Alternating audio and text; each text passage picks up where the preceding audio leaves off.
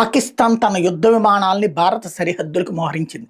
F-16 యుద్ధ విమానాలు, JF-17 యుద్ధ విమానాలు, అట్లాగే వాళ్ళకి సంబంధించినటువంటి ఇతరత్ర సైన్యం అంతా కూడా సరిహద్దులకు మోహరించింది. ఇది పాకిస్తానే చెప్పుకుంది, పాకిస్తాన్ మీడియానే చెప్పుకుంది. మరి భారత్ ఏం చేస్తుంది? ఆల్రెడీ మన సైన్యం సరిహద్దుల్లో సిద్ధంగానే ఉంది.